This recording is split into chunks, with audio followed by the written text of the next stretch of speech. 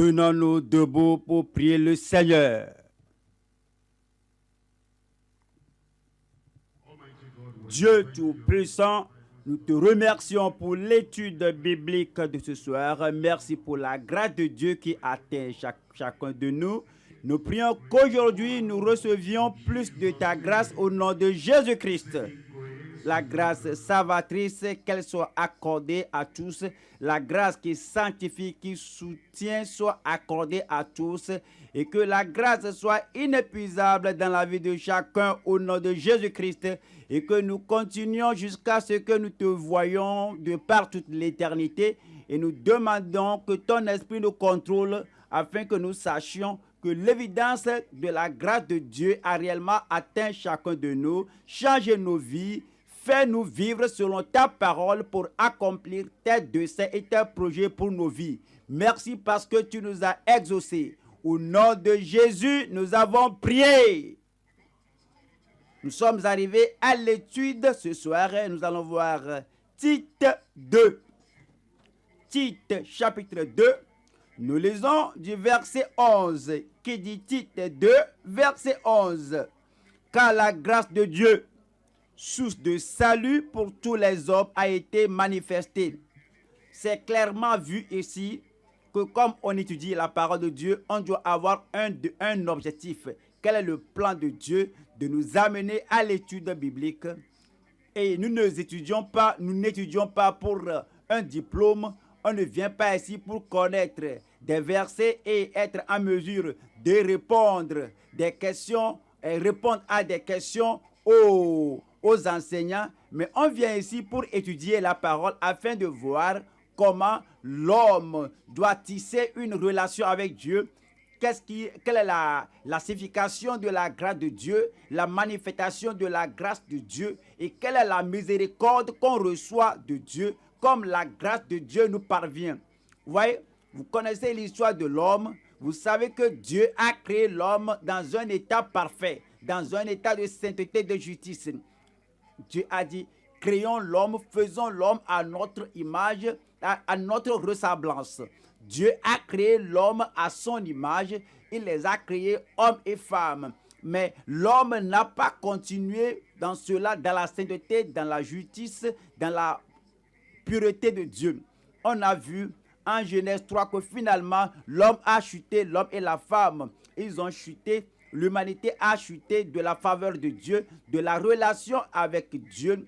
Et si nous demeurons dans cet état à jamais, cela veut dire que nous allons passer l'éternité loin de Dieu. Il est au ciel. Cela veut dire que ceux qui ont chuté, et la Bible a dit que tous ont péché et sont privés de la gloire de Dieu. Cela veut dire que tout le monde finira en enfer.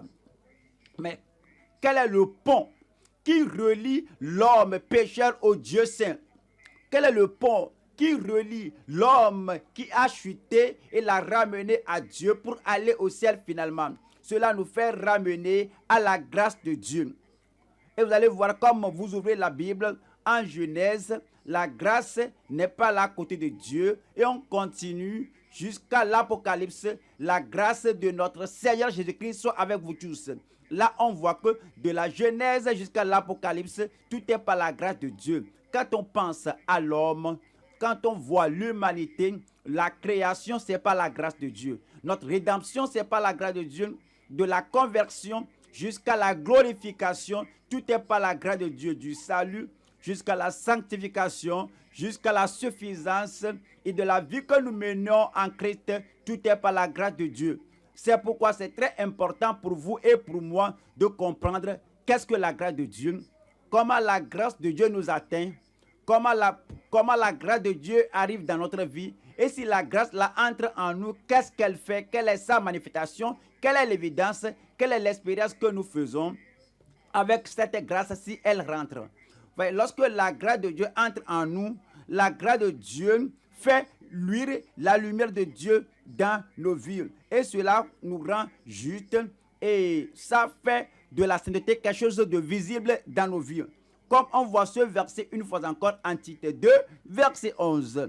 Car la grâce de Dieu, la grâce qui appartient à Dieu, car la grâce de Dieu, la grâce qui vient de Dieu, et qui vient de Dieu seul, la grâce de Dieu, la grâce qui a sa provenance, sa source comme Dieu, la grâce de Dieu, la grâce que seul Dieu donne, car la grâce de Dieu, source de salut.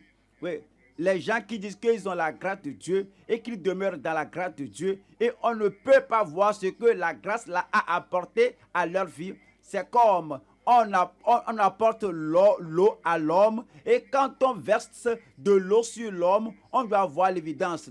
Si on amène quelque chose de bon, on va voir quelque chose de bon, on va voir l'évidence là-bas. Et ce que la grâce de Dieu apporte, elle apporte quelque chose de merveilleux, quelque chose de grand.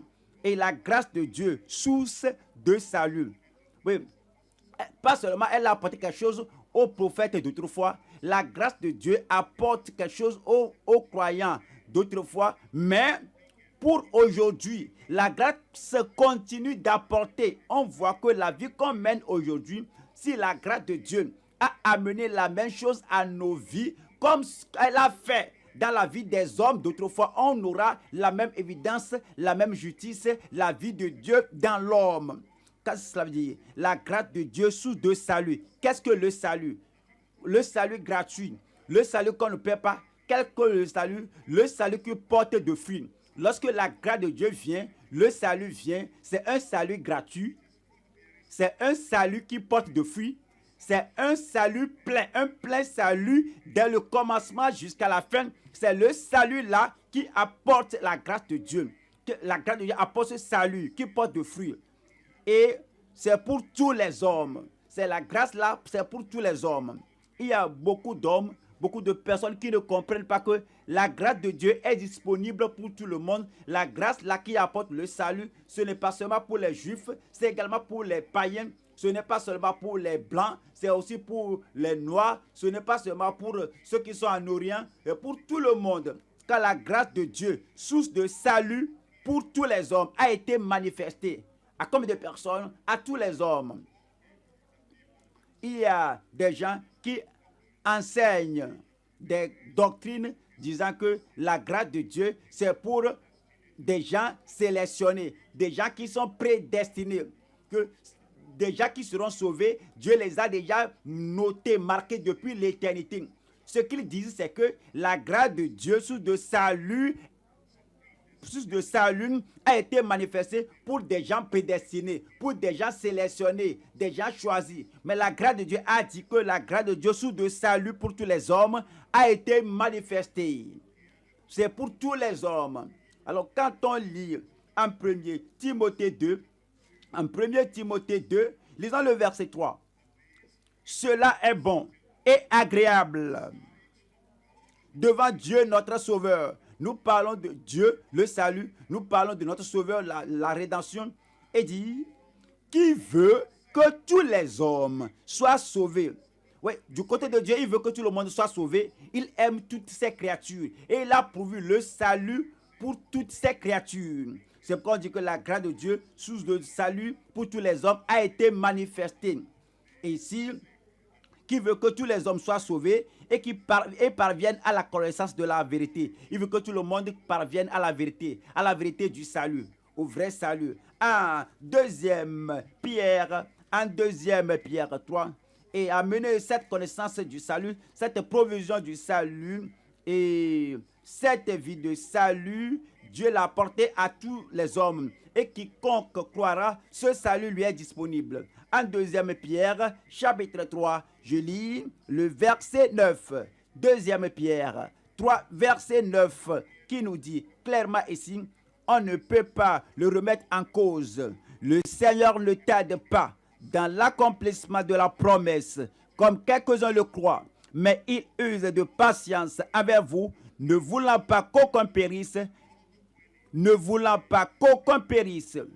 Et il y a des gens qui nous disent que Dieu a marqué des gens pour la perdition, pour aller en enfer, que quel que soit le désir d'aller au ciel, ils ne sont pas choisis, ils ne sont pas sélectionnés, ils n'étaient pas prédestinés. Mais ici, Dieu dit ici, ne voulant pas qu'aucun périsse, mais voulant que combien de personnes, tous, arrivent à la repentance. Il veut que vous vous repentiez, il veut que tu sois sauvé Alors tu ne peux pas dire que je ne suis pas sauvé parce que Dieu ne veut pas que je sois sauvé. Peut-être je suis prédestiné à la perdition. Non, le choix te revient. En acte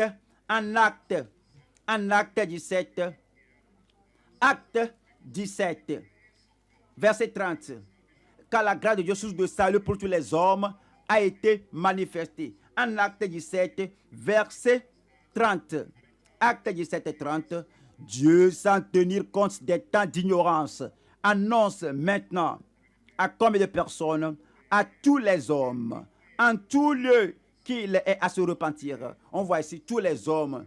Oui, mais c'est encore en tout lieu, que vous soyez en Amérique, en Afrique, Dieu veut que vous soyez sauvés et que vous fassiez cela une affaire d'urgence. Si vous n'êtes pas sauvés, si vous n'avez pas goûté de ce salut qui a été manifesté à tous les hommes, tous ceux qui meurent sans salut, ceux qui meurent misérablement dans la perdition, ils meurent et vont en affaire. Mais ce n'est pas le salut seulement qu'on peut aller au ciel. Si l'homme ne naît de nouveau, c'est une autre manière de dire que si l'on n'est pas sauvé, si l'on ne naît pas de nouveau, on ne peut pas voir le royaume de Dieu. Et il veut que vous soyez sauvés. Il veut que vous alliez au ciel. Il veut que vous naissiez de nouveau. C'est pourquoi c'est dit que dans le temps d'ignorance, lorsque vous ne connaissez rien, lorsque vous n'avez pas étudié la Bible, maintenant vous l'étudiez. Maintenant que vous venez à l'étude biblique, il vous dit l'objectif de venir à l'étude biblique, ce n'est pas pour que votre tête soit emmagasinée de connaissances, mais que vous ayez la grâce de Dieu qui apporte le salut pour tous les hommes et que vous soyez maintenant en obéissance à la parole de Dieu pour vous repentir. 31. Parce qu'il a fixé un jour où il jugera le monde selon la justice par l'homme qu'il a désigné, ce dont il a donné à tous une preuve, qu'il a donné à combien de personnes? À tous. Je ne sais pas pourquoi les gens manquent cela. Ils lisent la Bible, ils ne peuvent pas le voir. Ils disent qu'ils étudient la Bible, ils ne peuvent pas voir ceci. Dieu donne ceci, qu'il a donné. Il a donné à tous une preuve certaine en le ressuscitant des morts. Voyons, Hébreux 2. Nous allons voir ce que le Seigneur a fait en Hébreux 2. Le salut qu'il a acquis pour vous. En Hébreux 2, le verset 9. Mais celui qui a été abaissé pour un peu de temps au-dessous des anges. Jésus, nous le voyons couronné de gloire et d'honneur à cause de la mort qu'il a souffert, afin que par la grâce de Dieu, il souffrit la mort pour certains, pour les élus, pour les choisis, qu'il souffrit la mort pour tous, pour tous les hommes. Comme on commence la vie par la grâce de Dieu, quand on commence la vie chrétienne par la grâce de Dieu, on commence par la grâce de Dieu, on continue par la grâce de Dieu. Il y a des gens qui sont sauvés par la grâce de Dieu et veulent maintenant s'efforcer par la vie, comme la grâce de Dieu comme si la grâce de Dieu les a fait aider à entrer dans le royaume et la grâce n'est plus disponible pour les aider. Mais on est sauvé par la grâce et on est soutenu par la grâce, on est sanctifié par la grâce de Dieu et on mène une vie réussie dans le royaume de Dieu, dans l'œuvre de Dieu, par la grâce de Dieu. Et il dit, ma grâce te suffit. Je prie que vous découvriez plus de la grâce de Dieu et que cette grâce soit active dans votre vie au nom de Jésus-Christ. Nous allons voir 3 points à l'étude biblique d'aujourd'hui. Nous allons voir premier point, la grâce inconcevable de Dieu pour le salut des pécheurs. La grâce inconcevable de Dieu pour le salut des pécheurs. L'homme ne peut pas planifier ceci. Les anges ne peuvent pas planifier ceci. C'est inconcevable. L'homme est perdu dans le péché, dans la dégradation. L'homme ne peut pas se sauver. C'est pas le plan de Dieu. C'est le projet de Dieu que Dieu a fait pour amener le salut aux hommes, au calvaire. Deuxième point, la grâce incompréhensible de Dieu pour la sanctification des saints. La grâce de Dieu ne vient pas au commencement de la vie chrétienne.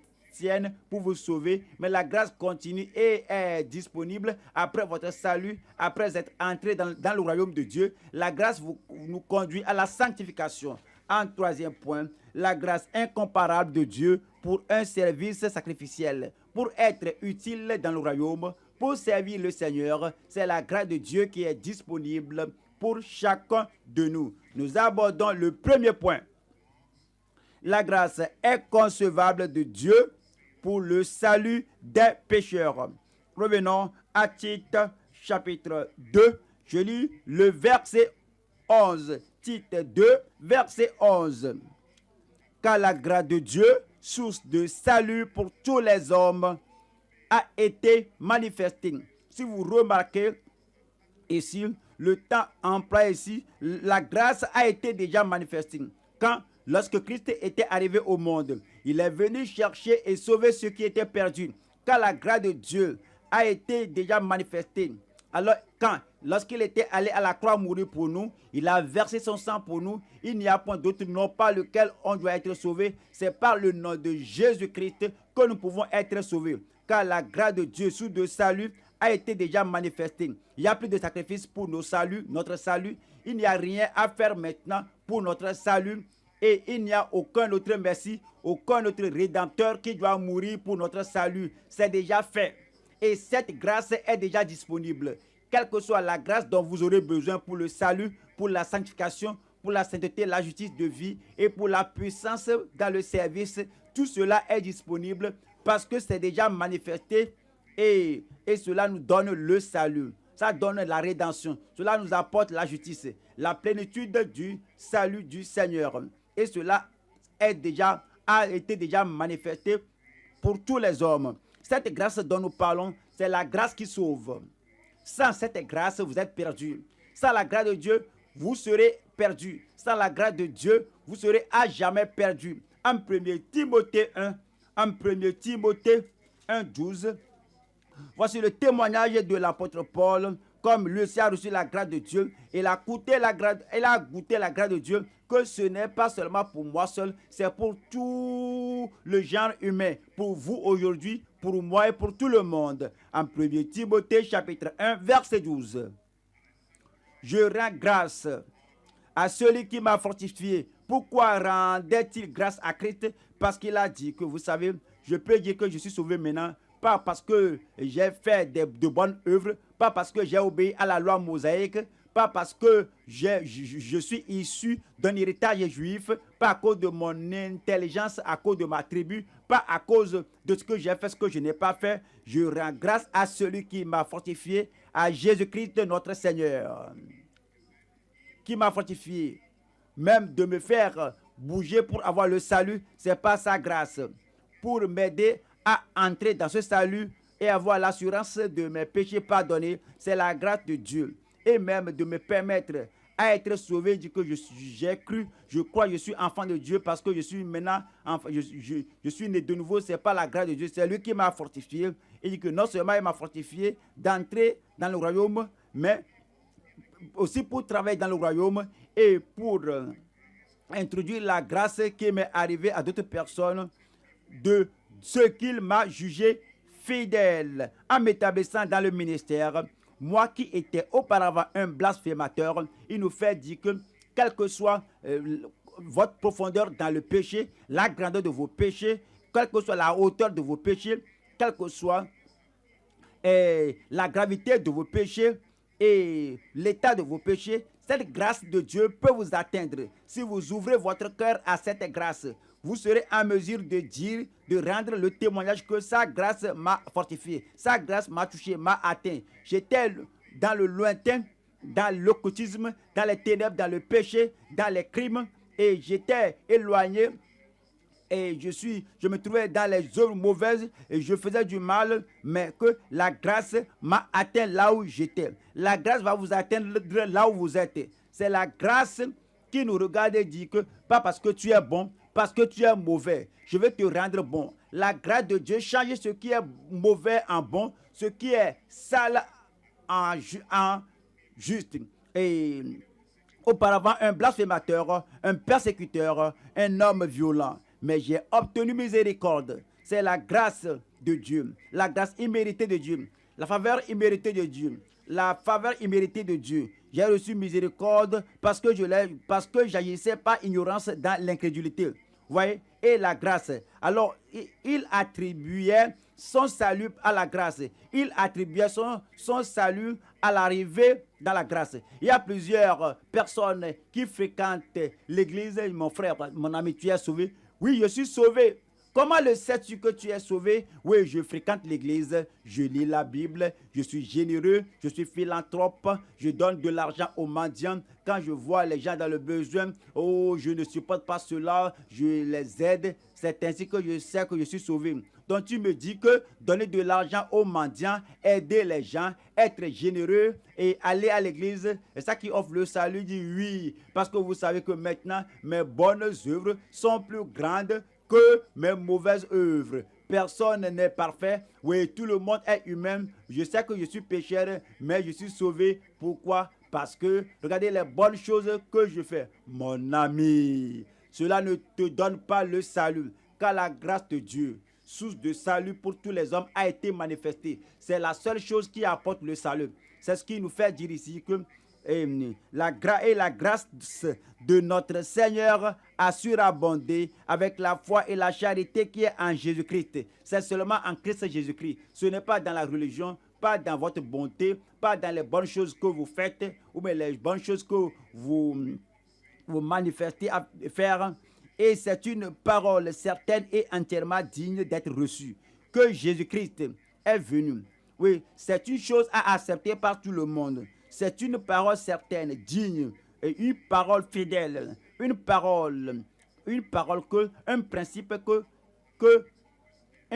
principe qui ne sera jamais démodé. C'est toujours vrai. Quelque chose qui doit être accepté par tout le monde. Que Jésus-Christ est venu dans le monde pour sauver les pécheurs. Et puis il a dit, dont ces pécheurs qui seront sauvés, je suis le premier. Verset 16. Mais j'ai obtenu miséricorde, afin que Jésus-Christ fit voir en moi le premier toute sa longanimité. Qu'est-ce que cela veut dire? Par mon exemple, Jésus-Christ a montré sa longanimité. Il a persévéré pour moi. Il a souffert pour moi. Et il fait de moi un modèle, un exemple. Si vous regardez votre vie et ma vie, regardez ce dont Dieu m'a fait sortir. Et si vous voulez qu'il vous sauve, il va vous sauver. Donc vous ne devez pas dire que oui, je suis désolé, je suis très éloigné, désolé, je suis très éloigné, je suis très mauvais, je ne peux pas être sauvé. La main de Dieu, elle n'est pas assez longue pour m'atteindre. La grâce de Dieu n'est pas assez profonde pour me toucher. Mais cela m'est parvenu, cela m'a sauvé. Et si cela peut me sauver, cela va te sauver. Si Dieu peut me sauver, il va te sauver, il va te sauver. Et tu dois dire à ton ami, à tes voisins, tous ceux qui disent que vraiment je suis un grand pécheur, je ne peux pas être sauvé, tu vas leur dire qu'ils peuvent être sauvés. Ils peuvent être sauvés. La grâce de Dieu qui vous a atteint va les atteindre aussi. Et il a dit, pour un modèle, c'est pour un modèle, un exemple. Alors, pour que je servisse d'exemple à ceux qui croiraient en lui pour la vie éternelle. Cela veut dire que si vous êtes entré dans cette grâce, vous aurez la vie éternelle, la vie nouvelle. Si vous n'êtes pas sauvé, la grâce là vous attend ce soir. Et c'est à vous de demander, Seigneur, je suis pécheur et toi tu es sauveur. Qu'est-ce qui relie le pécheur au sauveur? C'est vos péchés et la grâce de Dieu. C'est là le pont. C'est là le pont qui vous prend et qui vous relie, qui vous amène au Dieu Tout-Puissant. Lui, il est saint, vous êtes injuste. Il est saint, vous êtes non saint. Il est juste, parfait, mais vous êtes pécheur. Mais cette grâce de Dieu, entre le pécheur et le sauveur, vous êtes connecté à lui et vous êtes en mesure de dire, la grâce de Dieu est disponible pour moi et cela matin, ce soir, la grâce vous atteindra. Quels que soient les péchés que vous avez commis, cette grâce qui apporte le salut va vous apporter le salut sans que vous travaillez pour cela, parce que c'est gratuit. Cela porte de fruits parce que c'est plein et cette grâce-là vous atteindra ce soir au nom de Jésus-Christ. En Romains 3, en Romains chapitre 3, Je lis le verset 3. Romains 3, je lis le verset 23. Romains 3, je lis le verset 23. Tous ont péché, car tous ont péché et sont privés de la gloire de Dieu.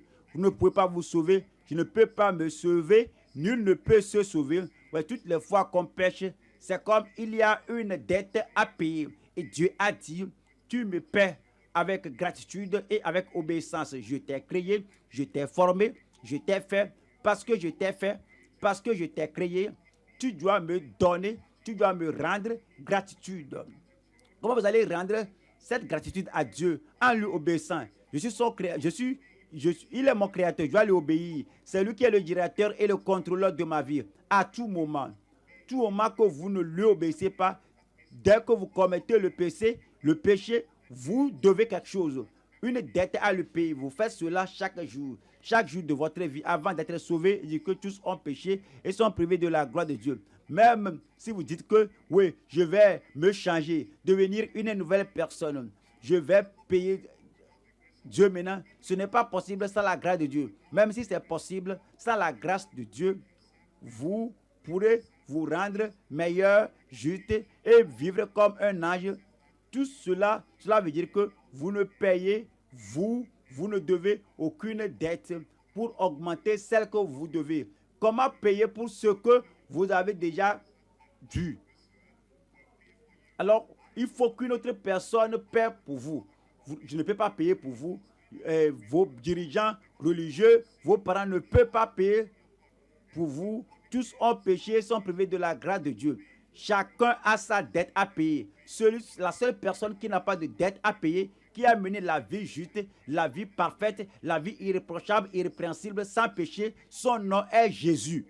Parce qu'il n'a pas de dette à payer, donc il peut payer votre dette.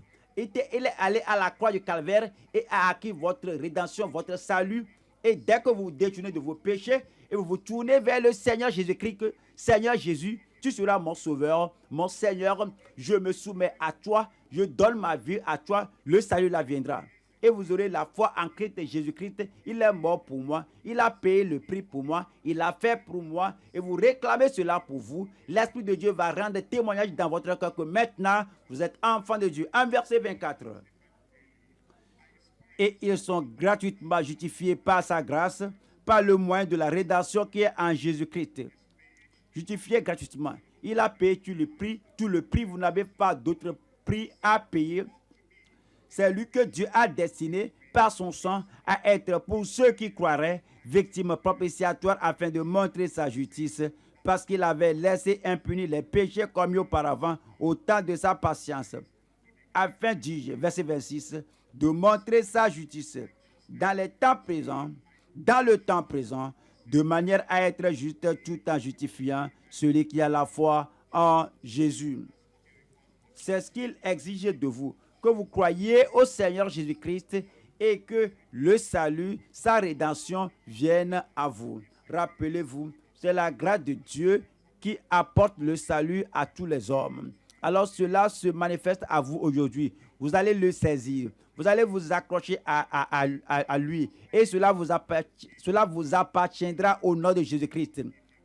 Ce sera pitoyable très dommage que vous veniez et que vous venez ici maintes fois, mais vous n'aviez jamais retenu le salut gratuit. Vous pouvez l'obtenir, mais vous ne l'avez jamais obtenu. C'est comme vous fréquentez la retraite. On dit que la nourriture est gratuite et la nourriture est là et vous prenez votre nourriture et vous mangez cela. Et le salut aussi est gratuit plus que la nourriture. Vous pouvez l'obtenir gratuitement, mais vous avez refusé. Si vous pourrez décider ce soir que ce salut gratuit que Christ a acquis à la croix du calvaire sera le mien, dès que vous l'acceptez, vous êtes sauvé. Et vous dites, Jésus, tu es mon sauveur. Il va changer ma vie. Et votre vie ne sera plus la même au nom de Jésus-Christ. En Romains 5, 6. Car lorsque nous étions encore sans force, Christ, au temps marqué, est mort pour des impies. Il y a beaucoup de choses dans ce verset. Parfois, on a un ami ou bien on a un voisin que le salut, je connais cela. Et tu dis, c'est Jésus-Christ qui peut nous sauver. Je dis que oui, je le sais. Jésus est le sauveur. Es-tu sauvé? Non, je ne suis pas encore sauvé. Mais tu dis, mais pourquoi tu n'es pas encore sauvé? Je suis mauvais. Qu'est-ce que tu veux dire par cela? Je vais essayer de faire mieux lorsque je me change un peu, lorsque je change un peu, et puis je vais aller voir à Dieu, dire que Seigneur, je suis maintenant prêt d'être sauvé. Non, vous n'êtes pas prêt. Le salut est pour ceux qui sont mauvais. Dès que vous pourrez vous sauver et devenir juste, vous n'avez pas besoin de salut ni de Christ. C'est lorsque vous êtes mauvais, lorsque vous êtes impie, lorsque vous êtes injuste et pécheur. Les gens disent que je vais mener la vie sans péché, la vie juste, la vie belle, parce que je lutte, je m'énerve, je bois, je fais ceci et cela. Je sais que ce n'est pas bon. Donc, je veux tout nettoyer, je veux prendre une résolution et devenir une meilleure personne. Lorsque je le serai devenu, j'irai à Dieu disant, Dieu, regarde-moi, j'ai fait une belle œuvre de rendre ma vie meilleure. Maintenant, tu peux me sauver. Dieu dit non. Tu n'es pas prêt, tu n'es pas un candidat du salut. Seuls les pécheurs ont besoin de salut. Regardez ici, celui qui est ignorant, nous disons, viens à l'école, il dit non, que je suis très mauvais, je suis ignorant de venir à l'école. Lorsque j'essaie de faire mon mieux, que je me suis éduqué, donc est-ce que je me suis instruit, je serai assez qualifié pour venir à l'école. Tu n'es pas qualifié de venir à l'école. Dès que tu peux t'instruire, que feras-tu à l'école? D'autres disent que je suis malade.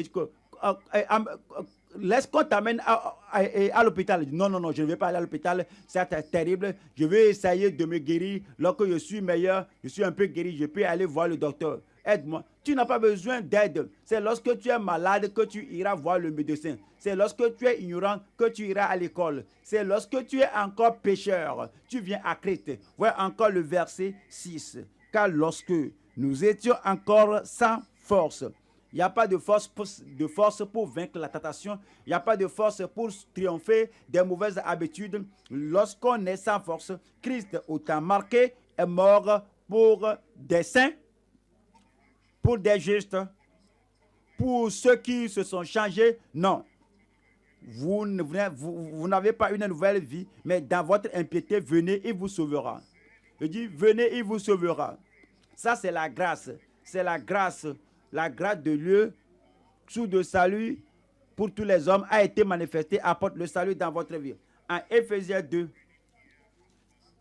en Éphésiens chapitre 2, je lis le verset 8. Éphésiens 2, verset 8. Voyons ce que cela nous dit ici. Car ce n'est pas la grâce que vous êtes sauvés par votre justice, ce n'est pas la grâce que vous êtes sauvés par votre bonne œuvre, ce n'est pas la grâce que vous êtes sauvés, ce n'est pas par vos jeûnes, ce n'est pas la grâce que vous êtes sauvés, ce n'est pas par le baptême d'eau, ce n'est ni par la Sainte Communion, ce n'est ni parce que vous êtes membre d'une bonne église, car ce n'est pas la grâce que vous êtes sauvés, par le moyen de la foi. Et cela ne vient pas de vous. Pourquoi vous essayez? Vous ne devez pas essayer. Je dois m'efforcer pour être sauvé. Je dois essayer pour rendre ma vie parfaite et sainte. Et par cela, je peux venir à Christ. Non, vous pouvez venir tel que vous êtes. Venir comme ça aujourd'hui. C'est par la grâce que vous êtes sauvés, par le moyen de la foi. Et cela ne vient pas de vous. C'est le don de Dieu. C'est le don de Dieu. Regardez ici. Avez-vous reçu un don auparavant? Je dis, avez-vous reçu un don auparavant? Si vous l'avez reçu, levez la main. Combien avez-vous payé pour cela? Rien. On ne paie pas pour le salut. C'est le don de Dieu. Quelqu'un vous présente un don, un présent. Tu dis, merci beaucoup. Combien cela me coûte? La personne te dit, cela ne te coûte rien. Tu mets la main dans la poche, prends l'argent. Tu dis, non, c'est un don. Je te le donne, je te l'offre en cadeau. Jésus vous a amené le salut comme un présent. Tout ce qu'il vous faut est de tendre la main. Merci Jésus, je suis sauvé, je suis né de nouveau. Il ôte tous mes péchés, il me donne le salut. Parce que c'est par la grâce que vous êtes sauvés, par le moyen de la foi. Et cela ne vient pas de vous, c'est le don de Dieu. Je prie que le salut là soit à chacun de nous ici ce soir. Et tous ceux qui m'entendent, qu'il ait le salut au nom de Jésus-Christ. nous abordons le deuxième point, la grâce incompréhensible de Dieu pour la sanctification des saints. La grâce incompréhensible de Dieu pour la sanctification des saints. Nous lisons en Tite 2. En Tite 2, nous lisons une fois encore le verset 11. En Tite 2, verset 11. Car la grâce de Dieu, source de salut pour tous les hommes, a été manifestée. Regardez ici, parfois, il y a l'émeute dans un lieu et quelqu'un vous dit, ah, ne t'en fais pas, et les policiers sont arrivés et les forces de l'ordre sont déjà sur le terrain, alors vous êtes en repos et quelques minutes, vous regardez, il y a la sérénité, dans peu de minutes, tout est en paix. Tu dis, mais je sais que oui, les policiers sont déjà arrivés.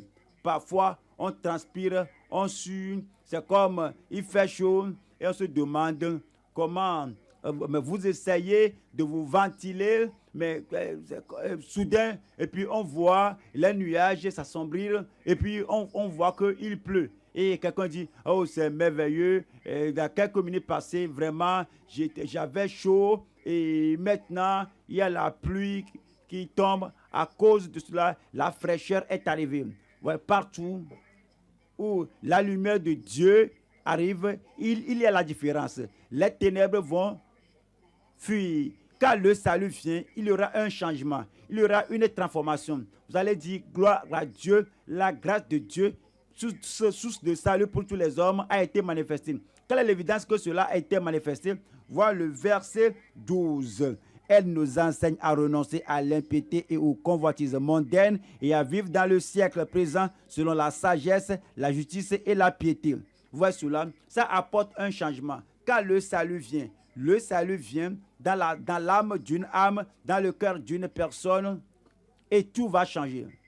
Son comportement va changer. Son caractère va changer. La lumière est entrée, les ténèbres vont fuir. Et toute autre chose qui symbolise la présence de Satan, la présence du péché dans la vie de l'individu, tout va fuir. Je vois que le salut t'est apparu. Oui, tu as embrassé ce salut parce que cela t'enseigne. Tu n'as pas besoin qu'un enseignant te suive à tout moment. Et l'enseignant n'est pas disponible pour te suivre à chaque heure de la journée. Il ne faut pas faire cela, il faut pas aller là-bas, il ne faut pas toucher cela, il ne faut pas fumer. Les enseignants ne sont pas aussi nombreux comme ça pour suivre tout le monde. Mais la grâce de Dieu est entrée en moi. Je n'ai pas besoin d'un policier pour me dire de ne pas faire cela, il ne faut pas dire cela, il ne faut pas aller là-bas, il ne faut pas toucher cela, il faut apprendre cela. La grâce m'enseigne. La grâce de Dieu, source de salut pour tous les hommes, a été manifestée. Elle nous enseigne à renoncer à l'impiété. L'impiété tapera à votre porte, mais la grâce de Dieu dira que tu ne peux pas ouvrir la porte à cela. C'est une impiété, c'est l'injustice, ça c'est la corruption, ça c'est la subordination, ça c'est le vol. Tu ne peux pas ouvrir la porte à cela. Une fois que la grâce de Dieu réside en vous, demeure en vous, elle vous enseignera que avant de devenir chrétien,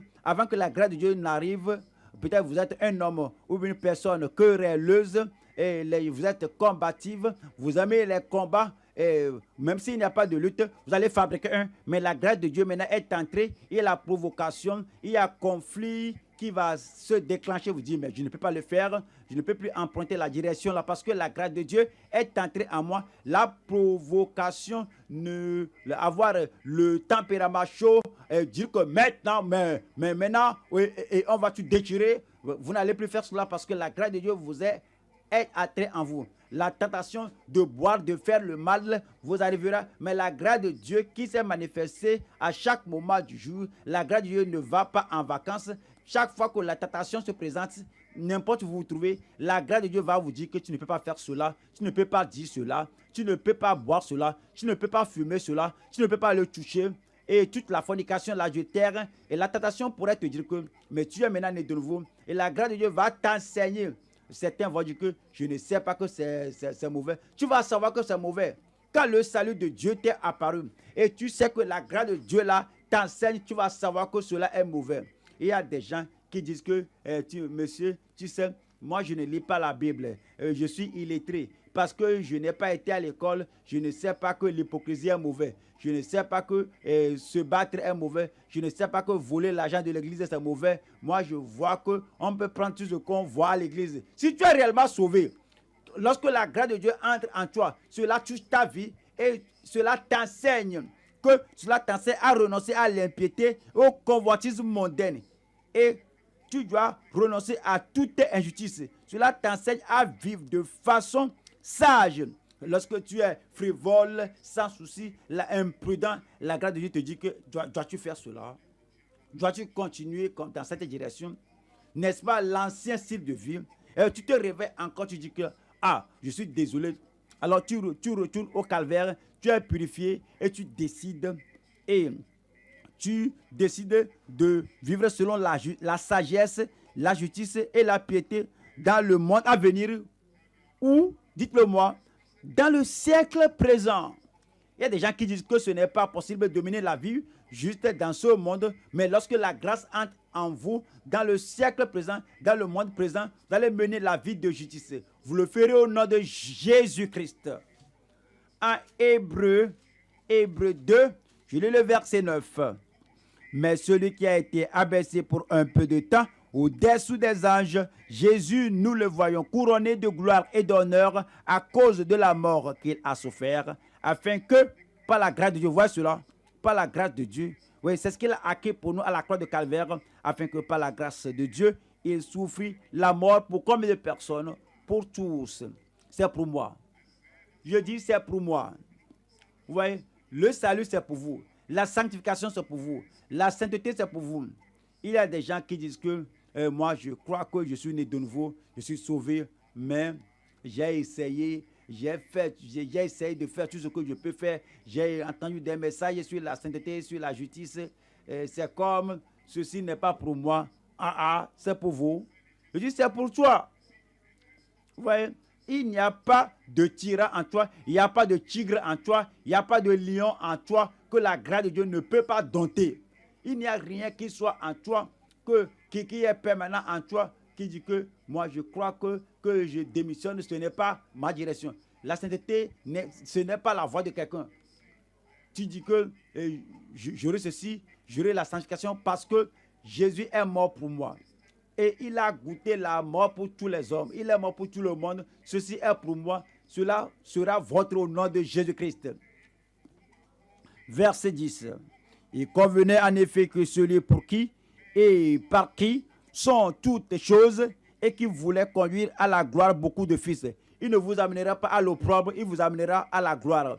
Salut, sanctification et glorification. C'est la voie par laquelle il veut nous édifier. Dès qu'il nous prend, il veut nous amener à la glorification. Numéro 1, le salut. Vous venez au Seigneur Jésus-Christ, vous êtes né de nouveau. Tu dis gloire à Dieu, Jésus est mort pour moi. Mais il ne faut pas vous arrêter là-bas. Il y a une expérience qu'on appelle la sanctification et le Seigneur Jésus-Christ est mort pour vous. Il a acquis cette sanctification pour vous. Vous avancez, vous êtes sanctifiés. Alors, on ne s'arrête pas au salut, à la sanctification, on va à la glorification jusqu'à ce que il soit glorifié dans votre vie, glorifié dans vos pensées, glorifié dans votre esprit et à chaque partie de votre vie, toute partie de votre corps va expérimenter la gloire de Dieu. Cela va se passer. Et à la gloire, beaucoup de fils élevés à la perfection par les souffrances, le prince de leur salut. Car celui qui est sanctifié et ceux qui sont sanctifiés sont tous issus d'un seul. C'est pourquoi il n'a pas honte de les appeler frères. Il nous appelle frères à cause de ce qu'il a fait pour nous. Le salut, la sanctification, la sainteté, la justice dans le cœur, dans l'esprit, en comportement, en toutes choses. En Éphésiens 5, je lis le verset 25. Éphésiens 5, je lis le verset 5. Verset 25. Marie, aimez vos femmes comme Christ a aimé l'Église et s'est livré lui-même pour elle. Voici là où la grâce de Dieu rentre. Jésus aime l'Église. Vous rappelez, vous savez bien, le monde et l'Église. Jésus aime le monde et s'est livré pour son salut. Afin que, quand vous êtes dans le monde, vous avez appris que Jésus est mort, il s'est donné pour vous. Vous dites gloire à Dieu, je sors du monde maintenant, je peux avoir le salut du Seigneur. Mais un pas en avant. Vous êtes maintenant dans l'église, dans l'ecclésia, les gens qui sont appelés hors du monde. Vous êtes sauvés, nés de nouveau. Maintenant, nous ne parlons plus de l'amour de Christ pour le monde. Nous parlons de l'amour de Christ pour l'église, pour les gens qui sont sauvés, pour les gens qui sont purifiés de leurs péchés, qui sont lavés de leurs péchés, qui sont pardonnés, ils sont maintenant enfants de Dieu par la grâce de Dieu. C'est le verset 25. Ici maintenant, Marie, aimez vos femmes comme Christ a aimé l'église et s'est livré lui-même pour elle. Pourquoi s'est-il livré pour l'église? Pourquoi s'est-il livré pour l'église? À cause de l'expérience de la sanctification.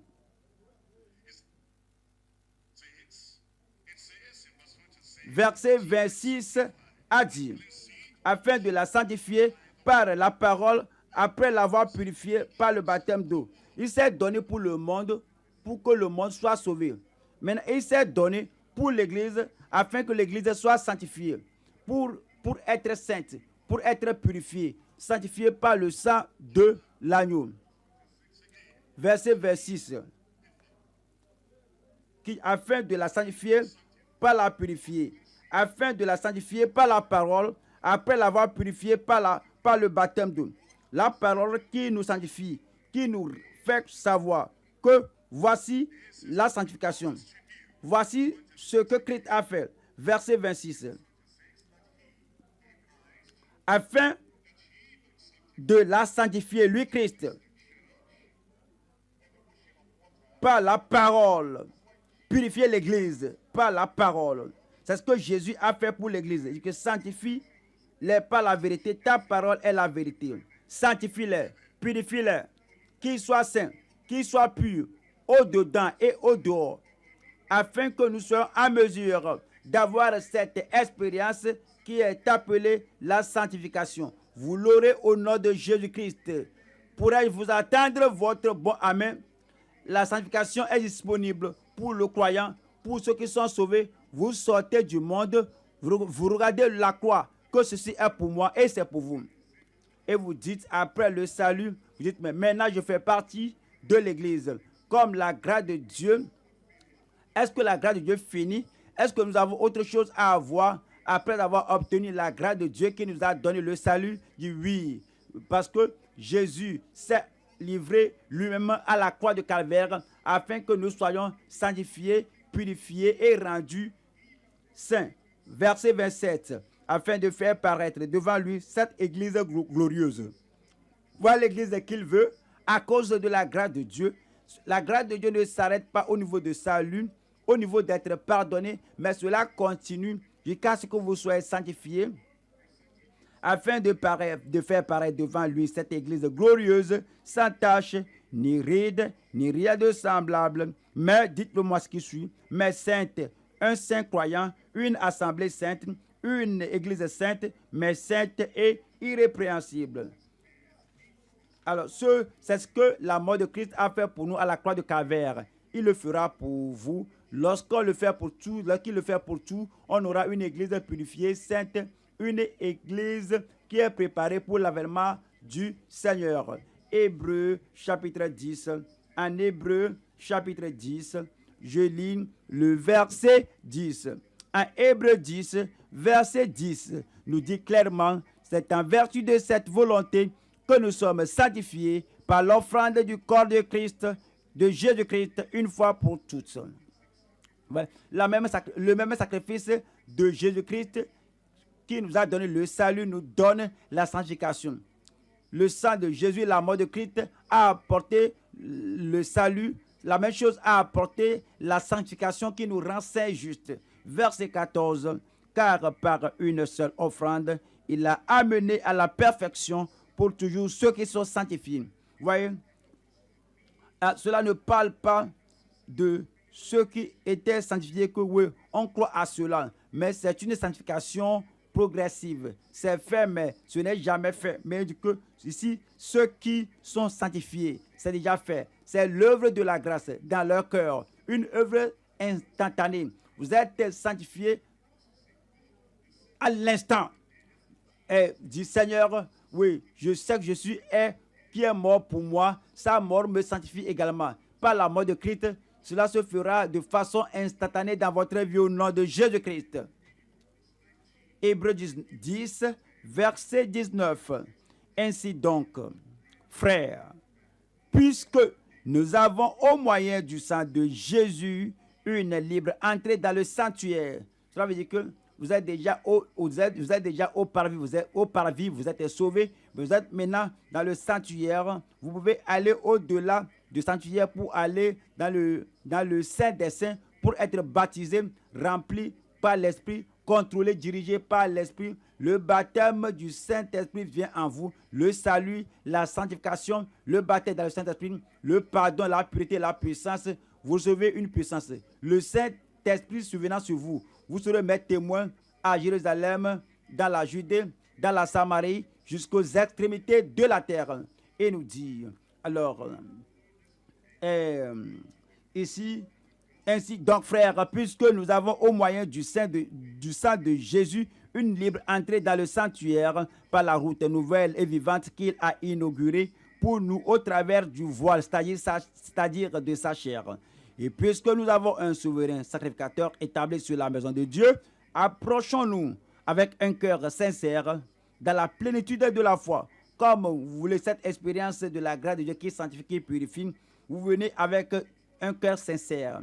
Il n'y a pas d'hypocrisie dans votre vie. Il n'y a pas de couvrir quelque chose. Tout est selon la lumière du jour.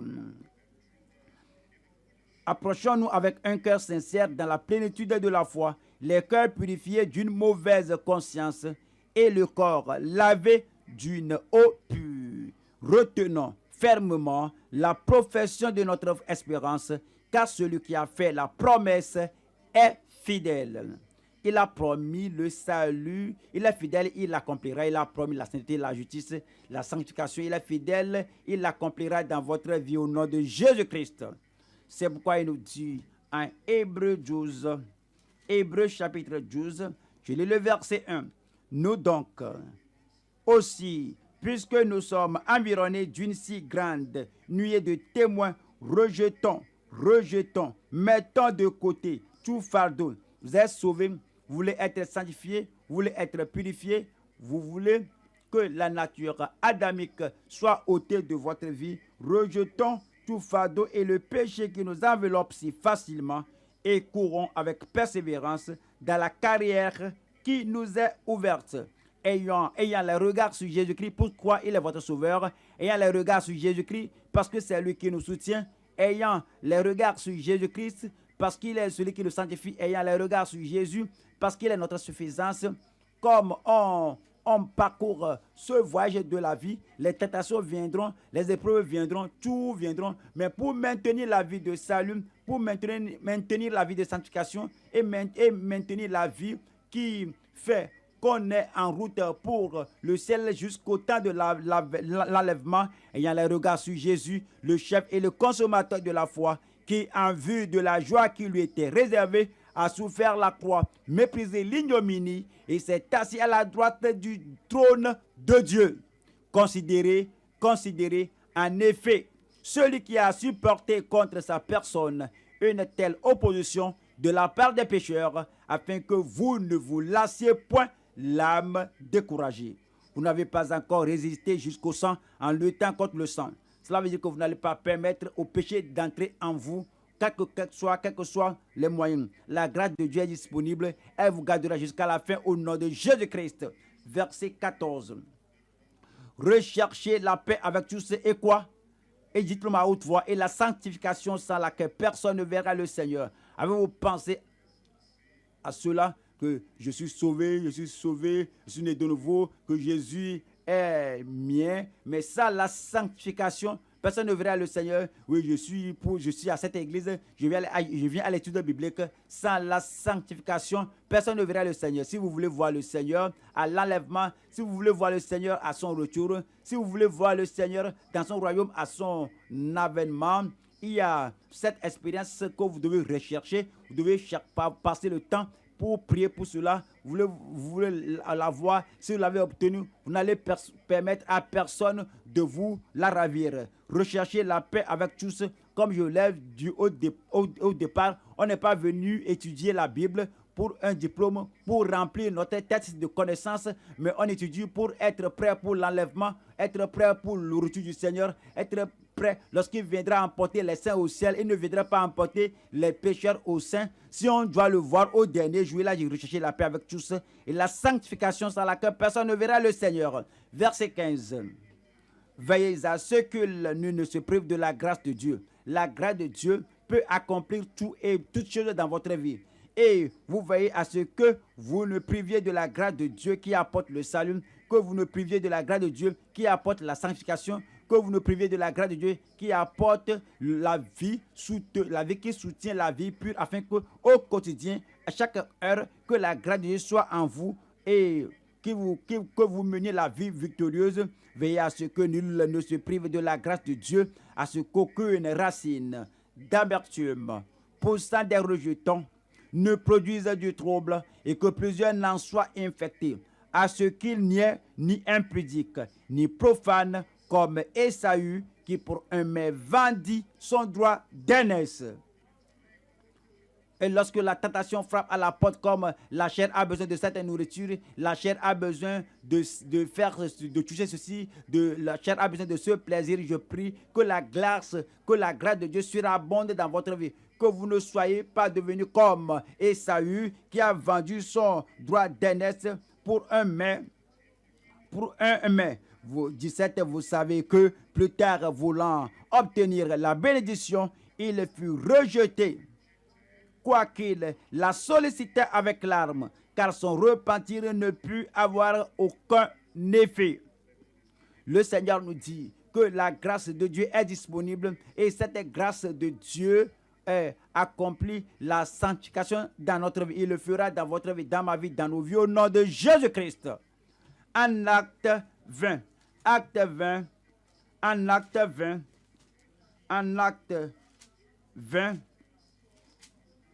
verset 32. Acte 20, 32.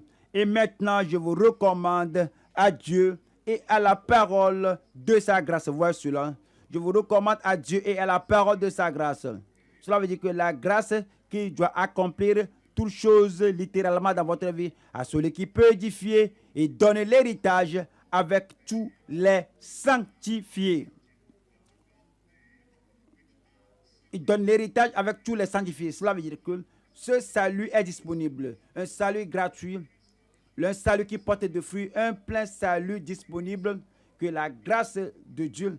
Et ce salut, le salut, le plein salut n'est pas un salut limité, un salut qui délivre de la pénalité du péché, toute la punition du péché que vous devez porter. La grâce de Dieu vient. Vous croyez au Seigneur Jésus-Christ et Jésus paie le prix pour vous. Vous êtes sauvés. Vous êtes sauvés de l'amende du péché. Vous êtes également sauvés de la pollution du péché. Quand le péché rentre dans la vie, le péché souille et rend l'homme sale. Mais quand la grâce de Dieu entre, il y a la purification et on est sauvé. Numéro 1, tout d'abord, il lave l'amende du péché et la pollution du péché. On est ainsi sauvé du péché présomptueux. Je dis que je sais que c'est mauvais, mais je crois que je vais le faire quand même.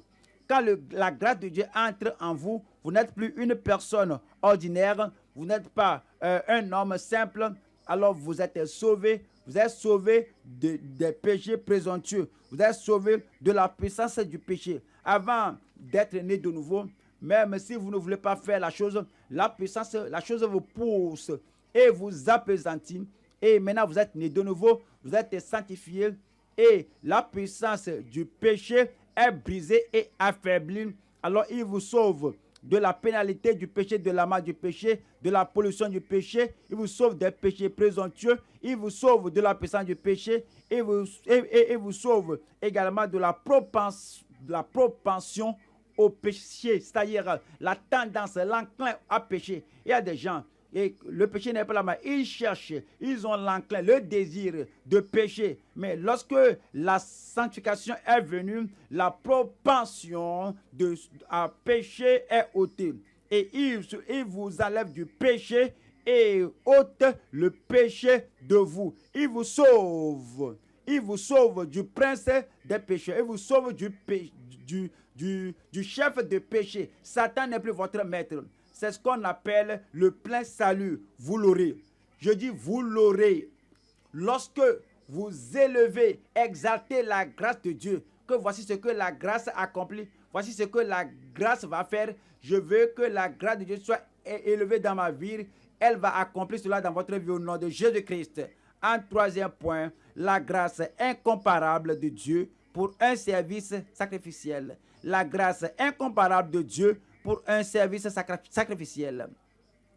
La grâce de Dieu n'est pas seulement pour notre vie personnelle, c'est pour conduire d'autres personnes à la même expérience. Voyons Tite 2, en Tite chapitre 2. Je lis le verset 11. Car la grâce de Dieu, source de salut pour tous les hommes, a été manifestée. Verset 12.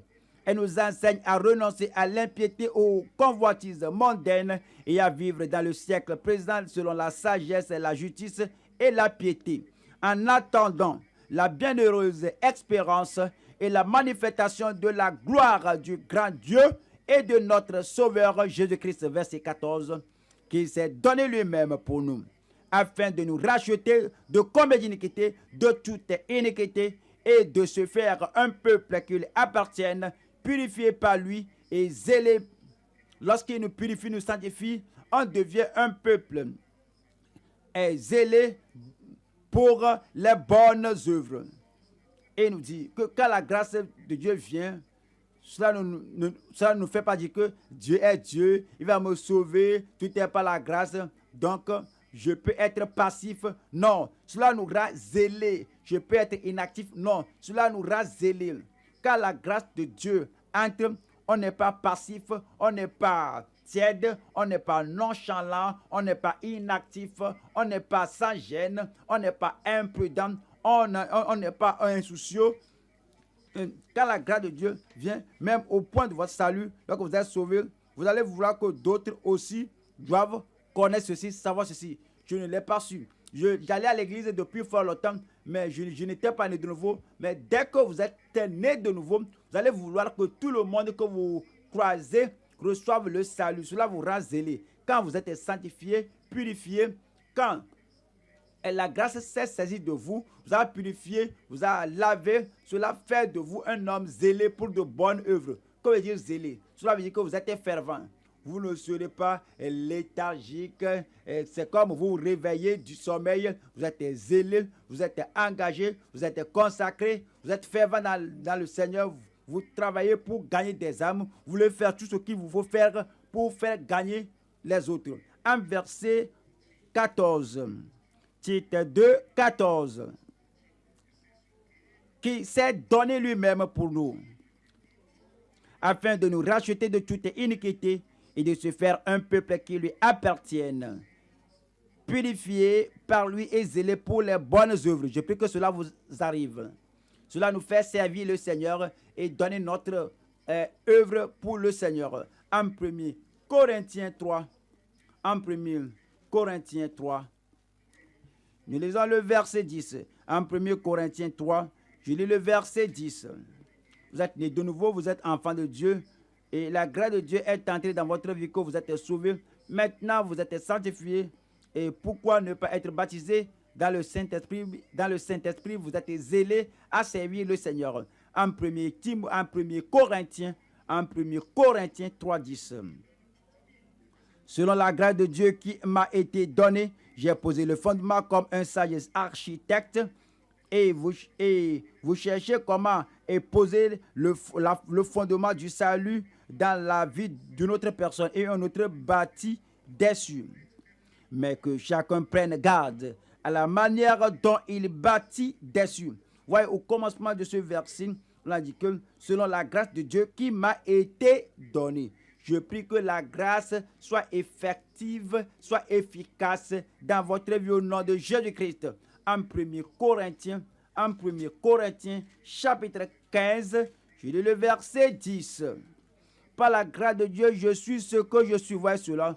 Par la grâce de Dieu, je suis ce que je suis. L'apôtre Paul dit que je ne sais pas être comme Pierre, je ne sais pas être comme Pierre Jacques, je ne sais pas être comme aussi timide comme les gens découragés et ils disent que oui, les choses, voici les temps difficiles, des temps durs, que pourrons-nous faire? Je n'ai pas ceci et cela, moi aussi je n'en ai pas, mais je ne veux pas être comme eux, je vais permettre à la grâce de Dieu d'agir en moi, d'œuvrer en moi, de me rendre zélé, de me rendre enthousiaste, de me rendre dévoué à l'œuvre du Seigneur, et que par la grâce de Dieu, verset 10, par la grâce de Dieu, je suis ce que je suis, et sa grâce envers moi n'a pas été vaine, loin de là. Ouais, cela, on peut dire, dans la vie de l'apôtre Paul, il a mené une vie de justice, c'est la grâce de Dieu. Il a fait rentrer d'autres personnes dans la vie de justice, c'est la grâce de Dieu. On l'a regardé, on l'a dit que voici les gens qui ont bouleversé le monde, les gens qui ont bouleversé le monde sont arrivés à nous. Ça, c'est la grâce de Dieu. Il dit que j'ai combattu le bon combat, j'ai achevé la course, c'est la grâce de Dieu. Je prie que la même grâce de Dieu agisse dans votre vie et que nous voyons le fruit, l'œuvre, le labeur de la grâce de Dieu dans votre vie, comme on l'a vu dans la vie de l'apôtre Paul. Loin de là, j'ai travaillé plus que tous. Non pas moi, toujours, toutefois, mais la grâce de Dieu qui est avec moi. La grâce de Dieu qui est avec moi. Si la grâce était avec lui, la grâce là sera avec vous. Et la grâce là va abonder dans votre vie au nom de Jésus-Christ. En 2 Corinthiens, chapitre 6, verset 1. Puisque nous travaillons avec Dieu, puisque nous travaillons avec Christ, avec Dieu, nous vous exhortons à ne pas recevoir la grâce de Dieu en vain. L'apôtre Paul dit, moi je n'ai pas reçu la grâce de Dieu en vain, viens voir ma vie, viens voir les fruits. Moi je n'ai pas reçu la grâce de Dieu en vain, viens voir ma vie et vois les œuvres que je fais pour le Seigneur. Viens ce que je fais pour le Seigneur, ce que je fais pour mon Seigneur à cause de la grâce de Dieu et que je te transmets cela. Toi aussi, si tu professes avoir la grâce de Dieu, il ne faut pas recevoir la grâce de Dieu en vain, qu'on le voit dans ta vie, dans ton caractère, dans la transformation qui va surgir dans ta vie. Que tu sois en mesure de dire que voici ce que j'étais par la grâce de Dieu, voici ce que je suis aujourd'hui. Et tu diras, voici ce que je fais pour Christ. Voici mes œuvres, le labeur, voici mon évangélisation, les âmes que je gagne, l'enthousiasme, l'énergie que je dépense pour la cause de la grâce de Dieu. Et dit, puisque nous travaillons avec Dieu, nous vous exhortons à ne pas recevoir la grâce de Dieu en vain. Car il dit, au temps favorable, je t'ai exaucé, au jour du salut, je t'ai secouru. Voici maintenant le temps favorable. Voici maintenant le jour du salut.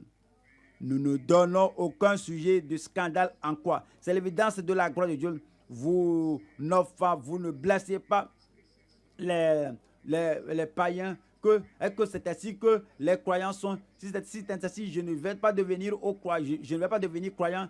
C'est ainsi que les rétrogrades sont. Vous n'êtes pas un scandale, une offense pour quelqu'un. Vous êtes marié, votre mari n'est pas croyant, mais vous êtes meilleur, même avant d'aller à l'église, mais avant même de commencer à dire que, avant même de parler de la conversion, ta vie est meilleure. Et si c'est ce que la conversion donne, moi je ne veux pas être là. Oh, mais c'est toi qui es le mari, tu dis que tu es né de nouveau. Ta femme n'est pas née de nouveau, tu dis que né de nouveau. Après cette affaire de né de nouveau, qu'est-ce que tu fais? Regardez la vie que tu mènes. Comment tu me traites à la maison? Faut pas être un scandale faut pas être un scandale à personne.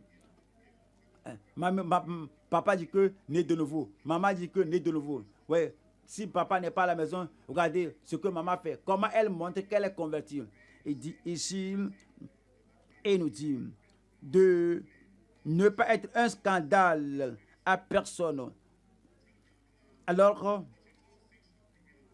nous ne donnons aucun sujet de scandale en quoi que ce soit, afin que le ministère ne soit pas un objet de blâme. C'est ce que nous serons au nom de Jésus-Christ. Pour que la grâce de Dieu se multiplie en nous. Et par la grâce de Dieu, par la grâce, vous êtes sauvés. Par la grâce, vous êtes sanctifiés. Par la grâce de Dieu, vous êtes plongés dans le fleuve de la puissance de Dieu. Et vous êtes baptisés dans le Saint-Esprit. Et vous devez chercher le Seigneur afin que cette grâce de Dieu soit évidente, manifeste dans votre vie, multipliée dans votre vie.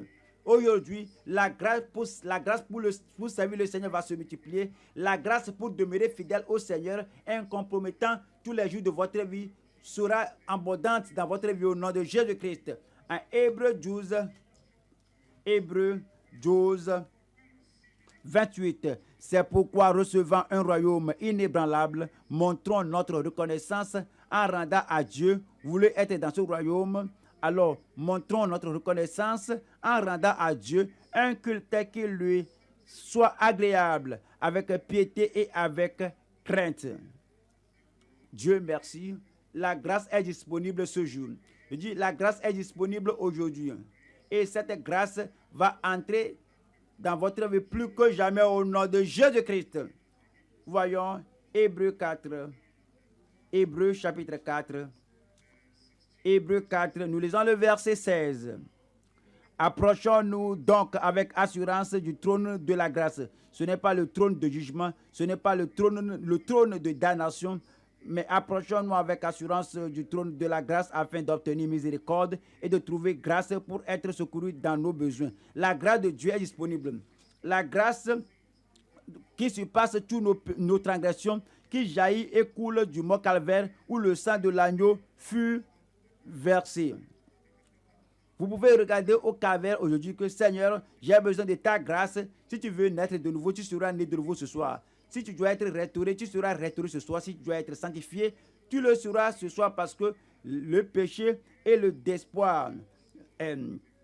Parce que la grâce qui est plus grande, la grâce inédite qui montre le refuge, la puissante croix. Votre salut est là à la croix vous attend.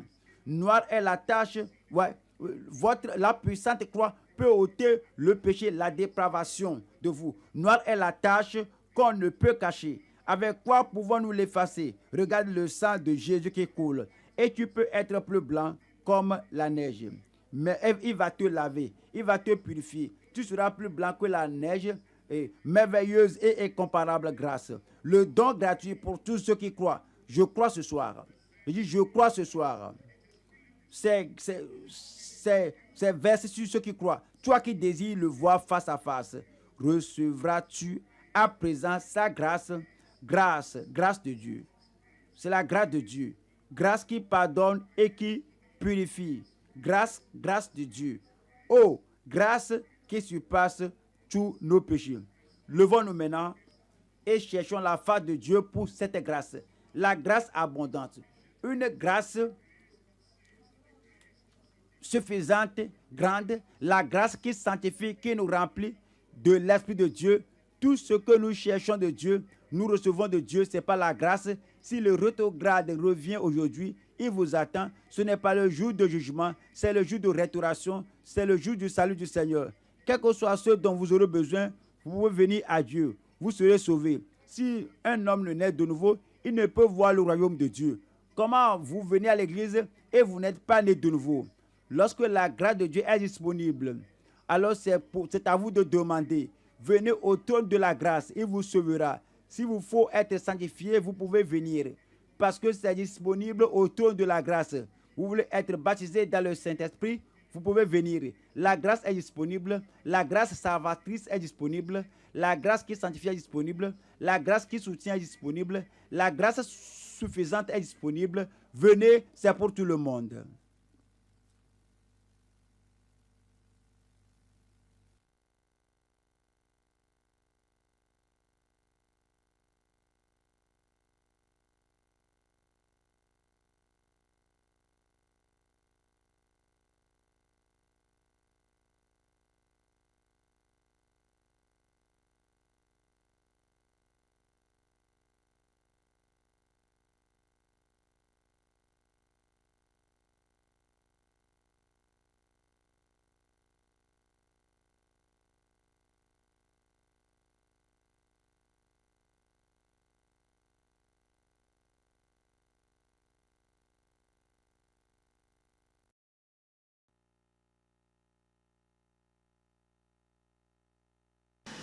Rise up as we pray together.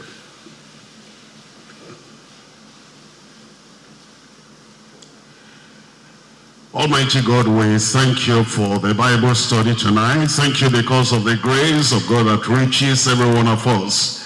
We're praying, oh Lord, that today we'll be recipients of the grace more and more in Jesus' name. Saving grace you grant to everyone. Sustaining, sanctifying grace you grant to everyone. And that this grace will be inexhaustible in every one of our lives in Jesus' name. And to continue from now till we see you face to face till all eternity. And we're asking, Lord, that your Spirit will take control in every life so that we'll know the evidence that the grace of God has actually reached every one of us. Turn our lives around. Make us live according to your word and to fulfill your purpose and plan in every life. We thank you because we know you have answered. In Jesus' name we pray. We come to a study tonight and we're looking at Titus chapter 2. Titus chapter 2. And we're studying from verse 11 today. It says in Titus chapter 2 verse 11, for the grace of God that bringeth salvation has appeared to all men. You'll see very clearly there that as we study the word of God, we need to have a purpose. What's the plan of God? What's the reason it brings us to the Bible study? We're not people studying for a certificate. We're not here to know the verses of scripture so that we'll be able to answer questions from teachers and principals in whether it's internal or external exam. But we come here to study the word so that we'll see, how does man get related with God? What links up man with God? What's the meaning of the grace of God? What's the manifestation of the grace of God? And what is the mercy we receive from the Lord as the grace of God comes to us? Because if you know the story of man, you know that God created man perfect. He created him holy, created him righteous. In fact, it says, let us make man after our image, after our likeness. And the Bible says, so God created man in his own image, male and female created he them. But they didn't continue long in that image of God, the likeness of God, the holiness of God, the righteousness of God. Because we read in Genesis chapter 3 that eventually man fell, man and woman, mankind in totality. We fell away from the favor of God, away from relationship with God. And if we remained in that condition forever, it means that we'll spend eternity far away from God. He is in heaven. That means that those who are fallen, and the Bible says all have sinned and come short of the glory of God. It means that everyone will end in hellfire forever and ever. Now, what's the bridge that brings sinful man back to the holy God? What's the bridge that links man who has fallen back to God and to get to heaven eventually?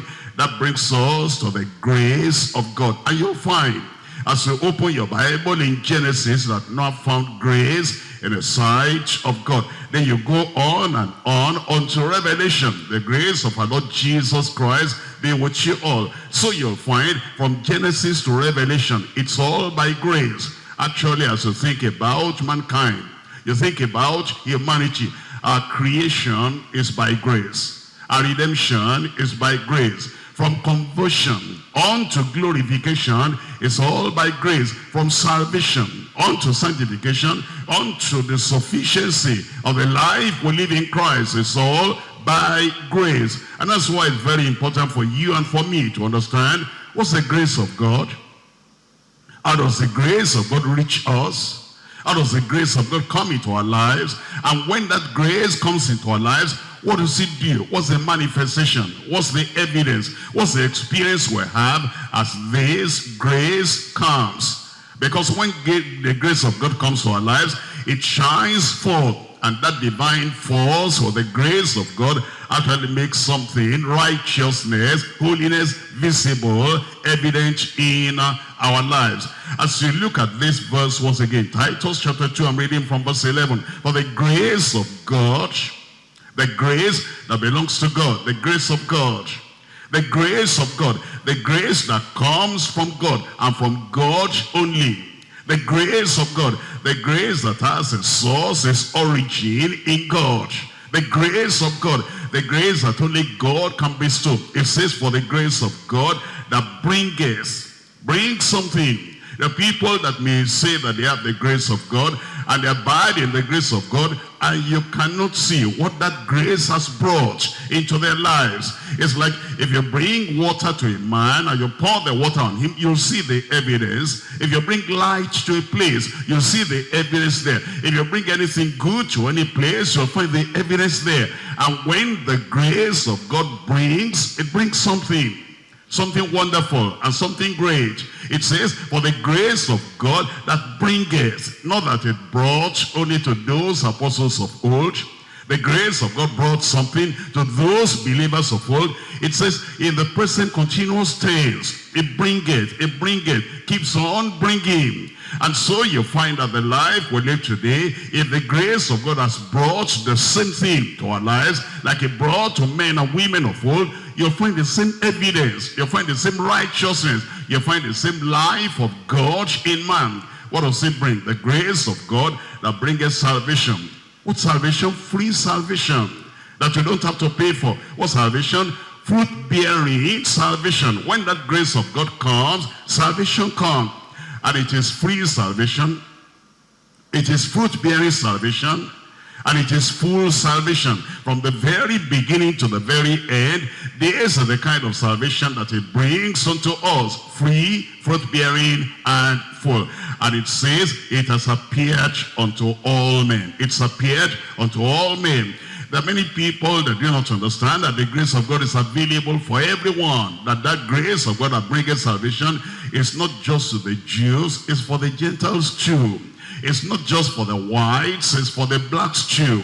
It's not just for the Orient, it's for the people everywhere too. Because it says, for the grace of God that brings salvation has appeared.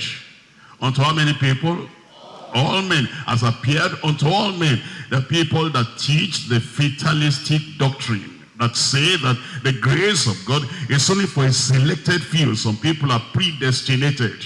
And if they're going to be saved, God marked them down from all eternity. Other people, even if they wanted to be saved, could not be saved. What they are saying is that the grace of God that brings salvation has appeared to some selected people, some predestinated people, some chosen people, some elected people.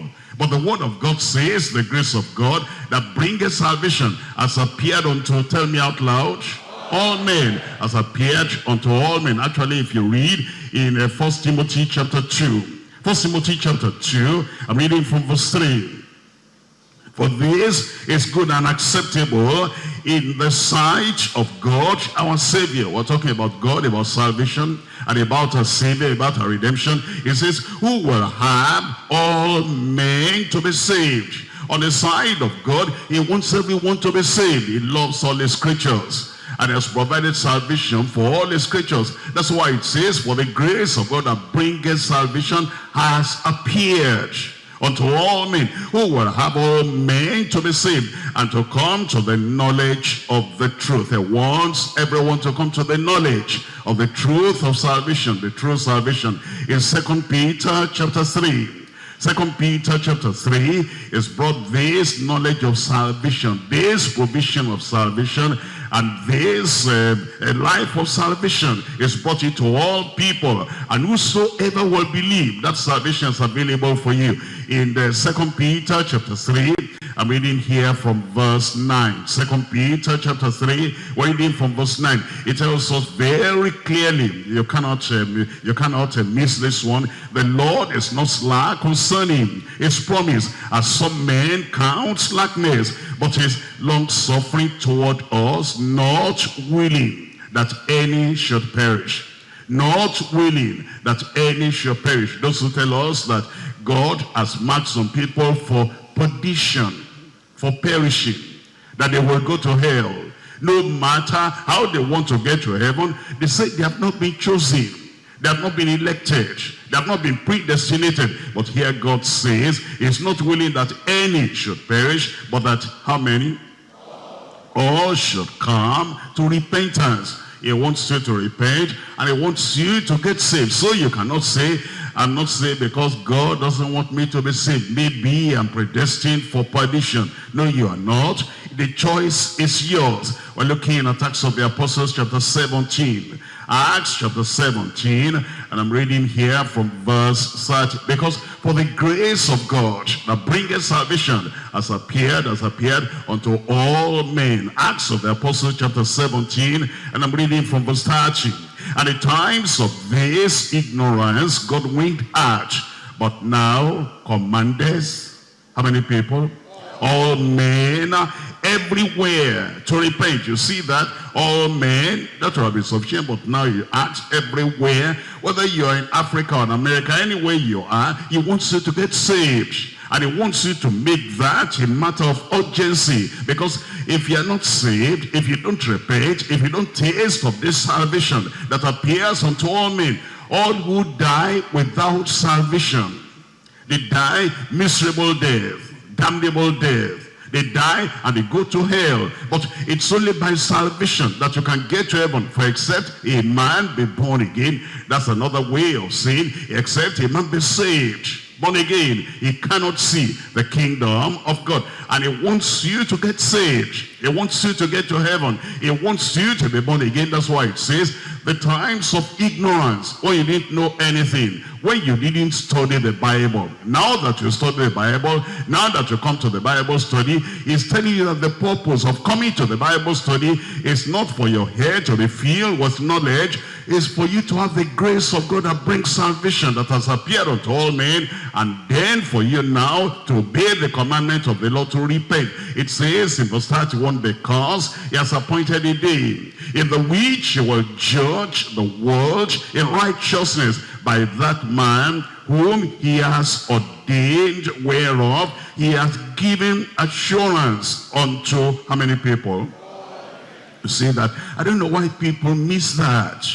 They read the Bible, they can't see this. They say they study the Bible, they can't see this, that it's given this unto all men, in that he has raised him from the dead. I want you to look at Hebrews chapter 2. Hebrews chapter 2, we're looking at verse 9. You will see what the Lord has done, and he's done it for you. The salvation is being purchased, and he has purchased it for you. Look at Hebrews chapter 2, verse 9. But we see Jesus, who was made a little lower than the angels for the suffering of death, crowned with glory and with honor, that he, by the grace of God, he, by what? Tell me out loud. By the grace of God should do what? Taste death for some people, for the elect, for the chosen people. It should taste death for every man, every man. And as we begin our lives in the grace of God, that is, we begin the Christian life in the grace of God, we continue to in the grace of God. There are some people that get saved by the grace of God, and then they want to struggle through life as if the grace of God now is exhausted. It only brought them into the kingdom, and cannot allow them or help them or assist them or support them to continue in the kingdom of God. We get saved by grace. We get sustained by grace. We get sanctified by grace. And we get successful in the kingdom of God, in the work of God, by grace. And he says, my grace is sufficient for you. I pray you'll discover more of the grace of God tonight, and this grace will reach you and be very active in your life in Jesus' name. We're looking at 3 points in the Bible study tonight. Number 1, God's inconceivable grace for the sinner's salvation. God's inconceivable grace for the sinner's salvation. That is, man could not have planned this. Angels could not have planned this. It was inconceivable that man who had been lost in sin and lost in evil, degradation and damnation, could be saved at all. It was the plan of God. Oh, the mighty God that God did plan, that is plan. When he brought salvation to us at Calvary. Point number 2, God's incomprehensible grace for the saints' sanctification. You see, the grace does not only come at the beginning of the Christian life to get you saved. It continues and is available after you are saved, after you come to the kingdom. That grace is also leading us to sanctification. And number 3 is God's incomparable grace for sacrificial service, for us to be useful in the kingdom of God. As we serve the Lord, it's also the grace of God that's made available unto every one of us. We're coming back to point number 1. God's inconceivable grace for sinners' salvation. We come to Titus chapter 2. Titus chapter 2, and I'm reading from verse 11. Titus chapter 2, verse 11. For the grace of God that bringeth salvation has appeared unto all men. If you notice that the text there is telling us that that grace has appeared already. When Christ came to this world, because he said, I came to seek and to save that which was lost. For the grace of God has appeared already. But when he went to the cross and he died for us, he shed his blood for us, and there's no other name whereby we must be saved. It is this name of Jesus we can be saved by, because the grace of God has appeared already. There's no sacrifice anymore for our salvation. And there is nothing we have to do anymore for our salvation. Another Messiah, another Redeemer is not to die for our salvation. It's done already. And that grace is already available. Whatever grace you need for salvation, for sanctification, for holiness, and for righteousness of life, and for power in service, all that grace already available, because it has appeared already unto us, because it brings salvation, brings redemption, brings righteousness, and brings the fullness of the salvation of the Lord. And it has appeared unto all men. And this grace we're talking about is the grace that saves. But without that grace, you are lost. Without that grace, you'll be in perdition. Without that grace, you'll be forever lost. Look at 1 Timothy chapter 1. I'm reading from verse 12. This is the testimony of Paul the apostle, as he also received of the grace of God. And he tasted of the grace of God. And he says, it's not just for me, it's for the rest of humanity. And it's for you today. And it's for me today, it's for everyone. It tells us in 1 Timothy chapter 1, verse 12.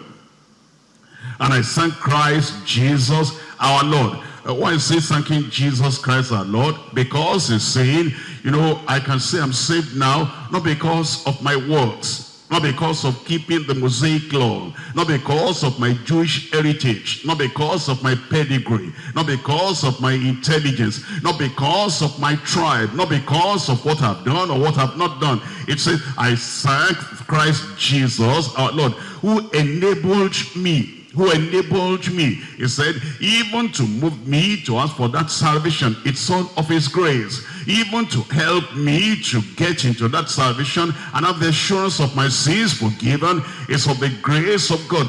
And even to enable me to now say, I believe I'm a child of God, because now I'm born again, I'm saved. He said, it's all by the grace of God. He enabled me. And then he said, not only that enabled me to come into the kingdom, even to walk in the kingdom and to labor in the kingdom and to introduce to other people the grace that has come into my life.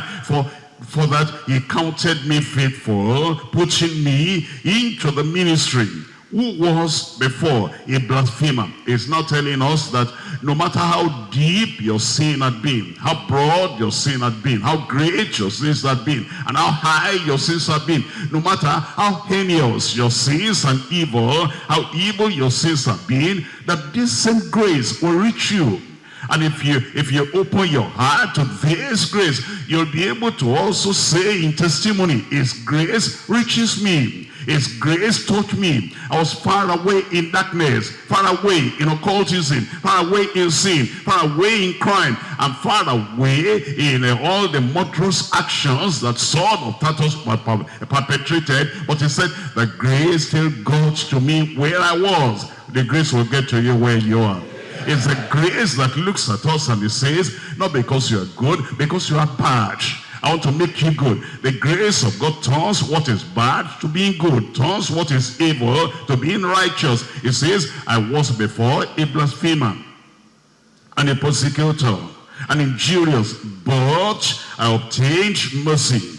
That's grace, unmerited grace of God, unmerited favor of God, unmerited mercy of God. I received mercy because I did it ignorantly in unbelief. And the grace, you see that? You see that? He attributes his salvation to grace. He attributes his salvation, his coming into the kingdom, to grace. Many people, they've been going to church for a long, long time. And then we say, my friend, are you saved? Oh, yes, I'm saved. They say, we say, how do you know you are saved?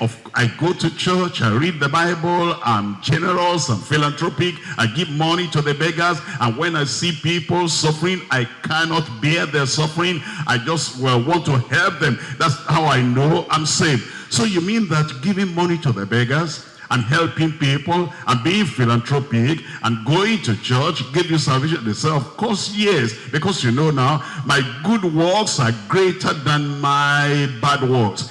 Nobody is perfect. Everybody is human. And to be human is to be sinful. I know I'm still a sinner, but I am saved. Why? Because look at the good things I do. My friend, that doesn't bring you salvation. That doesn't give you salvation. For the grace of God that bringeth salvation. That's the only thing that brings salvation. That's why he's telling us here, and the grace of our Lord was exceeding abundant with faith and love, which is in Christ Jesus. It's only in Christ Jesus. It's not in religion.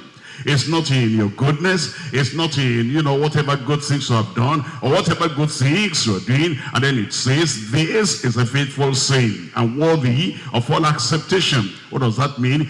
It's a faithful saying that is worthy to be accepted by all people.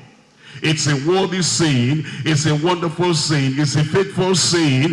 It's a saying it's a principle that will never go out of fashion. It's always there. It's always true. And it is acceptable, should be accepted by all people, that Christ Jesus came into the world to save sinners. And then he said, of those sinners that are saved, I am chief. Look at verse 16 now. Howbeit, for this cause I obtained mercy, that in me first Jesus Christ might show forth all long suffering. What does that mean? By my example, Jesus has shown long suffering. He endured for me. He waited for me. He suffered long for me. And he says, it's making me a pattern. It's making me an example. That if you look at your life and you look at my own life, see what God brought me out of. And if God could save me, he will save you. So you don't have to say, oh, I'm sorry, I've gone so far. I'm sorry, I've gone too far. I'm sorry, I've been so bad, I cannot be saved. The hand of the Lord is not long enough to reach me. Or the grace of God is not deep enough to reach me. It says, but he reached me. But he got to me. And he saved me. And if he could save me, he will save you. I said he will save you. And you tell your friends, and you tell your neighbors, all the people that are thinking, I've gone so far, I cannot be saved. You tell them, they can be saved. I said they can be saved. The grace of God that reached you will reach them as well. Then he says, for a pattern. You see that? It's for a model. You see that? It's for an example, for a pattern to them, which should hereafter believe on him to life everlasting. That means when you come into this grace, life everlasting, life eternal comes to you. If you have not received, that grace is waiting for you tonight. And it's just for the asking. You say, Lord, I'm a sinner, and you are the Savior. What connects the sinner to the Savior? It's your sin. And then the grace of God. That is the bridge between you and the Lord. That is the bridge that links you up with God Almighty, because he is righteous, you are righteous. He is holy, you are unholy. He is righteous and perfect, but you are sinful. But this grace of God between the sinner and the Savior, you are connected to him, and you are able to say that grace of God is available for me, and it reaches me, and tonight it will reach you. And no matter what sin you have committed, this grace that brings salvation will bring that salvation to you without you working for it, because it is free, because it's fruit-bearing, and because it is full. And that grace will reach you tonight in Jesus' name. In Romans chapter 3, I'm reading from verse 23 to verse 26. Romans chapter 3, and we're looking at it from verse 23. Romans chapter 3, verse 23. Here it says, for all have sinned and come short of the glory of God. That means you couldn't save yourself. I cannot save myself. Nobody can save himself. You see, anytime we sin, it's like there's a debt to pay, because God says, you pay me with gratitude and obedience. I created you, I formed you, I made you. And because I made you, and because I created you, you must give me, you must render gratitude unto me. How do you render gratitude? I will obey him. He is my creator. I'll obey him. He is my God. I will obey him. He is the director, the controller of my life. But every time you do not obey him, every time you commit sin, that means you owe something. You owe the debt, and you do that every day of your life before you were saved. And it says all have sinned and come short of the glory of God. Even if you said, I'm going to turn over a new leaf, I'm going to change, I'm going to obey God now, that's not possible without the grace of God. Even if that were possible, that without the grace of God, you could make yourself better, make yourself righteous, and live like an angel. All that means is that you are not owing any other debt to increase the debt you already owe. How do you pay for the other one you have owed already? No way. The only way you can do that is that another person will pay for you. I cannot pay for you. Your father, your mother cannot pay for you. Your religious leader cannot pay for you. Why? Because all have sinned and come short of the glory of God. Everyone else had his own debt to pay. The only one that has no debt to pay, who lived a righteous life, a perfect life, a sinless life, a spotless life, his name is Jesus. And so, because he had no debt to pay, that's why he can now pay your debt. That's why I went to the cross of Calvary to purchase your redemption and your salvation for you. And the moment you turn away from your sin, you turn to the Lord Jesus Christ and say, Jesus, you'll be my Savior. You'll be my Lord. I give over, I surrender my life unto you. That salvation will come. And you have faith in Christ. You know, he died for me. He paid the price for me. He has done it for me. And you claim that for yourself. The Spirit of God will be a witness in your heart that now you are a child of God. Look at verse 24. It says, be justified freely by his grace through the redemption that is in Christ Jesus. Justified freely. Is paid the whole price, so you don't have any other price to pay. Then it says whom God has set forth to be a propitiation through faith in his blood, to declare his righteousness for the remission of sins that are past through the forbearance of God. Verse 26, to declare, I say, at this time, it's righteousness, that he might be just and the justifier of him which believeth in Jesus. That's what he requires from you, that you believe on the Lord Jesus Christ, and then his salvation, his redemption will come unto you. Remember, it's the grace of God that brings salvation. And it's appeared now to all men, and it's appearing to you today. You'll grab it. You hold on to it. You'll embrace it. It will become yours in Jesus' name. It will be a pity for you if you come to the Bible study. You've been coming for years, and yet salvation is free and you never got it. You've attended retreats. Salvation is free. You never got, and you could have got it. Just like we go to the retreat, we say food is available, and then we're distributing the food, and you are there, and you receive your own, and you eat the food. But the salvation is even freer than that food. And you can easily receive that, but you refuse. But if you can just make up your mind today that this salvation, this free salvation that Jesus purchased on the cross of Calvary, it will be mine today. The moment you accept it, you are saved. And then you say, Jesus is my Savior. It's turned my life around. And your life will never be the same again in Jesus' name. In Romans chapter 5, I'm reading from verse 6. For when we were yet without strength, in due time, Christ died for the ungodly. And there's a lot in that verse. You know, sometimes you meet a friend, you meet a neighbor. You see, there's something we call salvation. It says, I know about that. I know it. Salvation. And then you say that it's Jesus Christ that can save us. Well, it says, I know that. Jesus is Savior. Are you saved? It says, no, I'm not saved yet. And then you say, why are you not saved? He said, I'm bad. What do you mean by that? I want to try and do better. When I clean up myself a little and I become better, then I can go and present myself to God and say, God, I'm now ready to be saved. No, you're not ready anymore, because salvation is for those who are bad.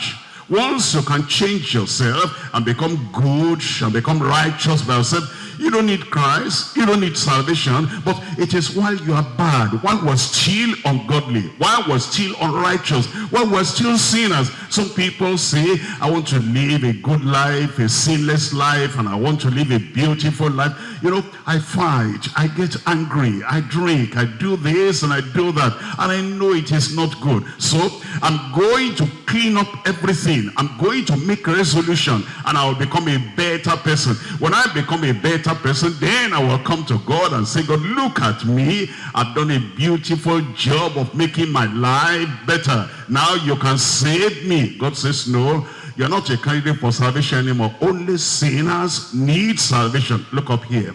Somebody is ignorant, and then we're calling him, come to school. He says, no, I'm too bad. I'm too ignorant to come to school. When I try my best and I educate myself, and then I will be good enough to come to school. No, you are not good enough to come to school. Once you've got the education by yourself, what are you going to do in school? Somebody says he's sick, and we say, let's take you to the doctor. He says, no, I cannot get to the doctor now. Look at my condition. This is bad. This is terrible.